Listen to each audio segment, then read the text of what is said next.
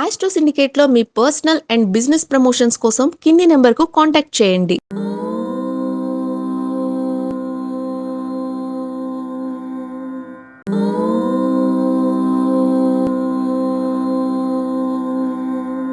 నమస్తే, welcome to astro syndicate. ఇప్పుడు మనతో పాటు ఉన్నారు ప్రముఖ ఆధ్యాత్మికవేత్త, జ్యోతిష్య వాస్తు పండితులు చేబిఎం కిరణ్ శర్మ గారు. గురువుగారితో మాట్లాడదాం.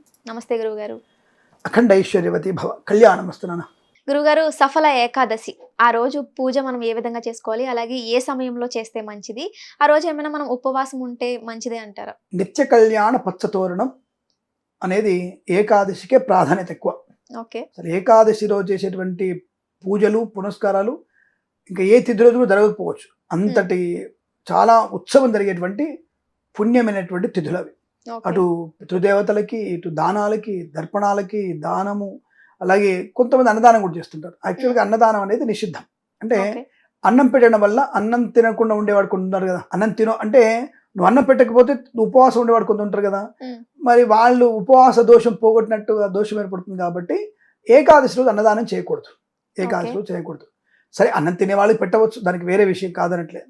కానీ ఆ రోజు అన్నదానం బదులు పళ్ళు పెట్టేసి, నువ్వు భోజనం పెట్టాలనిపిస్తుంది నీకు, పళ్ళు కూడా ఇచ్చేసి మంచి శుభ్రంగా కొన్ని ద్రాక్ష పళ్ళు, కొన్ని యాపిల్స్, దానిమ్మ పళ్ళు, కొన్ని బత్తాయిలు, కొన్ని కొనిచ్చేసి ఒక్కొక్కళ్ళకి మనం అన్నదానం ఇచ్చే, నో ప్రాబ్లం. అది కూడా అన్నమే. అన్నం అంటే బియ్యంతో కలిపింది కాదు. మనకంటే బియ్యం, మరి పంజాబ్ రాష్ట్రానికి వెళ్తే గోధుమలు, ఇంకో దగ్గరికి వెళ్తే జొన్నలు, మరి గిరిజన దగ్గరికి వెళ్తే కంకులు, సైదలు అవి తింటారు వాళ్ళు. కాబట్టి అన్నము అంటే భోజన పదార్థం అని అర్థం. కాబట్టి అటువంటి అన్నదానం చేయవచ్చు, అటువంటి ఫలదానం అన్నదానంగా చేయొచ్చు, మనకి ఇబ్బంది లేదు. ఈ సఫల ఏకాదశి అనేది మనకి రేపు 15వ తేదీ రావడం, మనకి సోమవారం రోజు రావడం, అది విశేషం.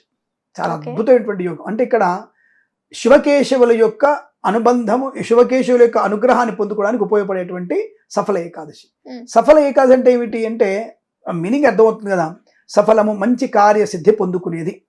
నువ్వు అనుకున్నటువంటి కార్యం పరిపూర్ణటువంటి ఫలితాన్ని ఇవ్వగలిగేటువంటి ఏకాదశి సఫల ఏకాదశి. ఇక్కడ ముఖ్యంగా స్వామివారి వైకుంఠ ఏకాదశికి వచ్చేటువంటి ముందు ఏకాదశి ఇది విశేషంగా మనకి. అంటే స్వామివారి ఇక నిద్రలోంచి ఉపక్రమించ, అంటే బయటికి వస్తారు. ఇక కాసేపట్లో 10 రోజుల్లో అతనికి నిద్రలోంచి ఆయన బయటికి వస్తూ ఉంటారు. అలాగే దీక్షల్లో నుంచి కూడా మనము, అంటే ఏవైనా దీక్షలు ఉన్నప్పుడు ఆ దీక్షని పరిపూర్ణం చేసుకునేటువంటి వ్రతం కూడా సఫల ఏకాదశి.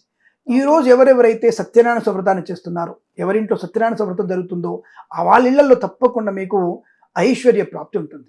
అంటే చేయకపోతే ఉండదా అని అడిగితే, కనీసం ఈ సఫల ఏకాదశి రోజున విష్ణునామస్మరణ చేసిన వారికి, కనీసం విష్ణునామస్మరణ చేసిన వారికి, అంటే ఇక్కడ విష్ణు సహస్రనామాలు చెప్పింది నారాయణ మంత్ర స్మరణ మాత్రేన జన్మలో చేసినటువంటి అనేక పాపాలు తొలిపోతాయట, జన్మలో చేసినటువంటి అనేక బంధాలు పోతాయట నారాయణ మంత్రం చదివితేనే.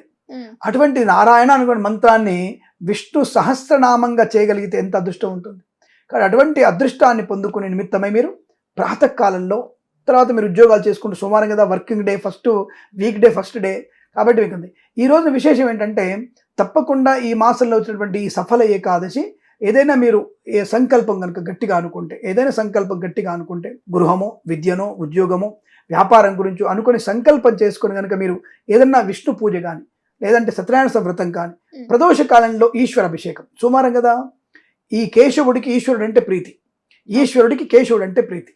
అటువంటి అనుబంధయుక్తమైనటువంటి తిథి, వారం కలిసి రావడం అనేది మనకి అద్భుతమైనటువంటి యోగాన్ని కలిగిస్తుంది. కాబట్టి మీరు ప్రాతకాలంలో విష్ణు స్మరణ చేసుకుంటూ, సాయంత్రకాలంలో తప్పకుండా ఈశ్వర ప్రదోష కాలంలో అభిషేకం చేస్తే తప్పనిసరిగా మీకు లక్షల కొద్ది ధనం, కోట్ల కొద్ది ధనం, ఐశ్వర్యము, ఆనందము, సువర్ణ యోగము, సంతాన యోగము, అదృష్ట యోగము, ఉద్యోగ లాభము, రుణ విమోచనాన్ని పొందుకోవడం ఖాయం.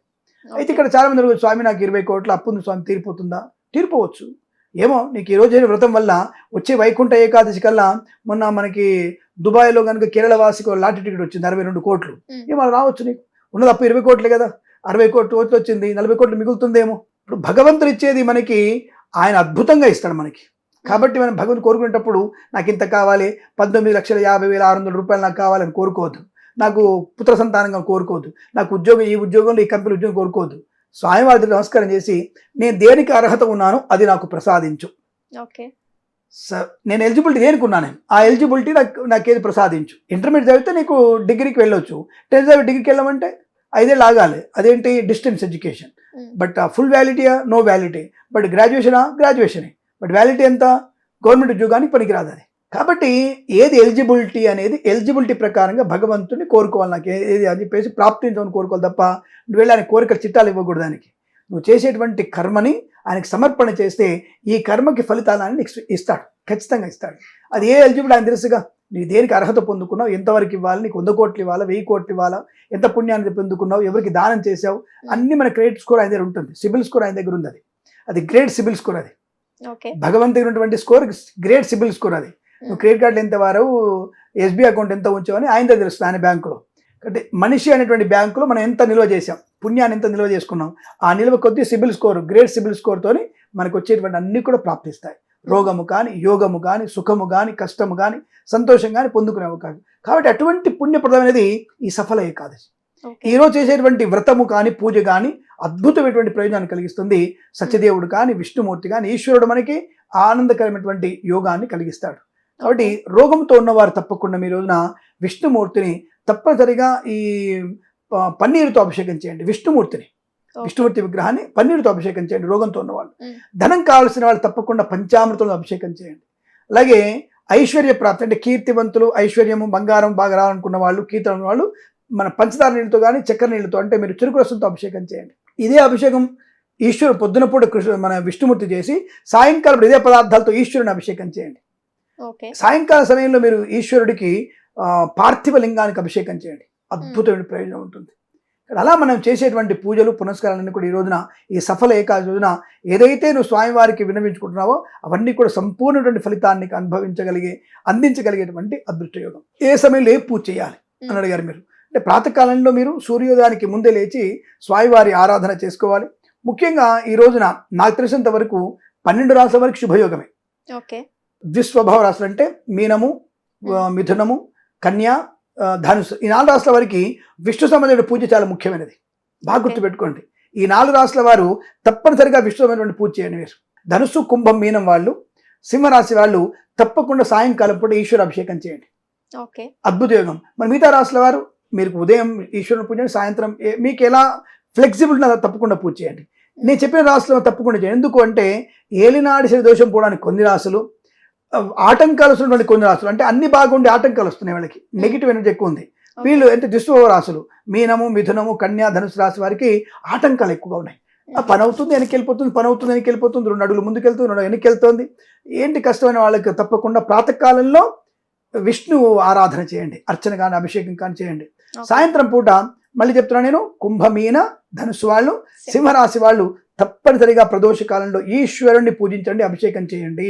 మీకు అనేక రకాల ఆర్థిక, ఆనంద, శుభయోగ వనరులు ఏర్పడతాయని లేదు. ఇంకా విద్యా సంబంధ విషయంలో గణపతిని బాగా పూజించండి. వాళ్ళు హయగ్రీవుని బాగా పూజించండి. ఆయన బాగా పూజించడం అర్థం ఏంటి?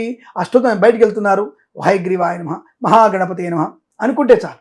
తప్పకుండా మీకు అనుకూలవంతమైన శుభయోగాలు పొందుకోగలిగేటువంటి అదృష్టయోగం ఈ సఫల ఏకాదశి కలుగుతుంది. కాబట్టి తప్పకుండా 12 రాశుల వారు ఇది చేస్తే భోగవంతులు, భోజ్యవంతులు, గౌరవ కీర్తివంతులైన అంటే కీర్తిని పొందుకునే అవకాశం బలంగా ఉంటుంది.